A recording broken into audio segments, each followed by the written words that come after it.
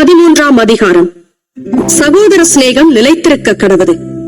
அந்நியரை உபசரிக்க மறவாதிருங்கள். அதனாலே சிலர் அறியாமல் தேவ தூதரையும் உபசரித்ததுண்டு. கட்டப்பட்டிருக்கிறவர்களோட நீங்களும் கட்டப்பட்டவர்கள் போல அவர்களை நினைத்துக் கொள்ளுங்கள். நீங்களும் சரீரத்தோடு இருக்கிறவர்கள் என்று அறிந்து தீங்கு அனுபவிக்கிறவர்களை நினைத்துக் கொள்ளுங்கள். விவாகம் யாவருக்குள்ளும் கனமுள்ளதாயும் விவாக மஞ்சம் அசுசிப்படாததுமாய் இருப்பதாக. வேசி கள்ளரையும் விபச்சாரக்காரரையும் தேவன் நியாயம் தீர்ப்பார். நீங்கள் பண ஆசை இல்லாதவர்களாய் நடந்து உங்களுக்கு இருக்கிறவைகள் போதும் என்று எண்ணுங்கள்.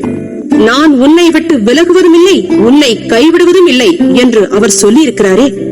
அதனாலே நாம் தைரியம் கொண்டு, கர்த்தர் எனக்கு சகாயர், நான் பயப்படேன், மனுஷன் எனக்கு என்ன செய்வான் என்று சொல்லலாமே.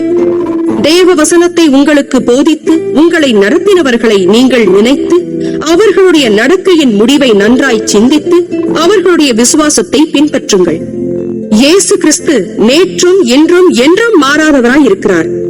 பலவிதமான அந்நிய போதனைகளால் அலைப்புண்டு தெரியாதிருங்கள்.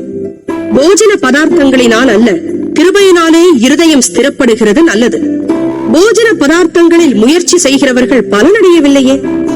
நமக்கு ஒரு பலிபீடம் உண்டு. அதற்குரியவைகளை புசிக்கிறதற்கு கூடாரத்தில் ஆராதனை செய்கிறவர்களுக்கு அதிகாரம் இல்லை. ஏனென்றால் எந்த மிருகங்களுடைய ரத்தம் பாவங்களின் நிமித்தமாக பரிசுத்த ஸ்தலத்துக்குள் பிரதான ஆசாரியராலே கொண்டு வரப்படுகிறதோ அந்த மிருகங்களின் உடல்கள் பாளையத்துக்கு புறம்பே சுட்டரிக்கப்படும். அந்தப்படியே இயேசுவும் தம்முடைய சொந்த ரத்தத்தினாலே ஜனத்தை பரிசுத்தம் செய்யும்படியாக நகர வாசலுக்கு புறம்பே பாடுபட்டார். ஆகையால் நாம் அவருடைய நிந்தையை சுமந்து பாளையத்துக்கு புறம்பே அவரிடத்திற்கு புறப்பட்டு போக கடவோம். நிலையான நகரம் நமக்கு இங்கே இல்லை, வரப்போகிறதையே நாடி தேடுகிறோம். ஆகையால் அவருடைய நாமத்தை துதிக்கும் உதடுகளின் கனியாகிய ஸ்தோத்திர பலியை அவர் மூலமாய் எப்போதும் தேவனுக்கு செலுத்த கடவோம். அன்றியும் நன்மை செய்யவும் தான தர்மம் பண்ணவும் மறவாதிருங்கள். இப்படிப்பட்ட பலிகளின் மேல் தேவன் பிரியமாயிருக்கிறார்.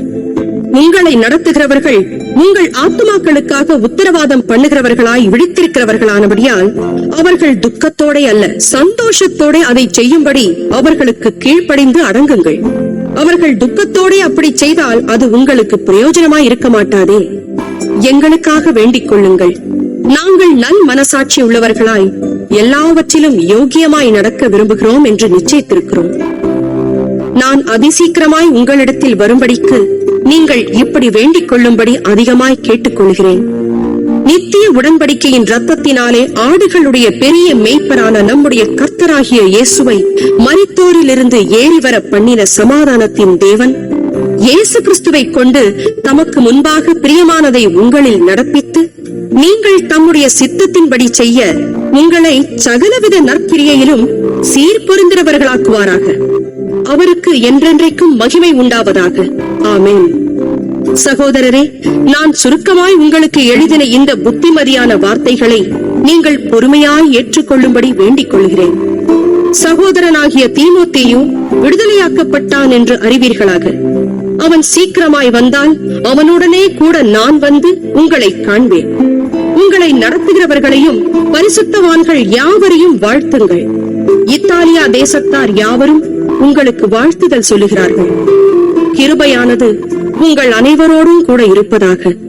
ஆமென். எபிரேயருக்கு எழுதிய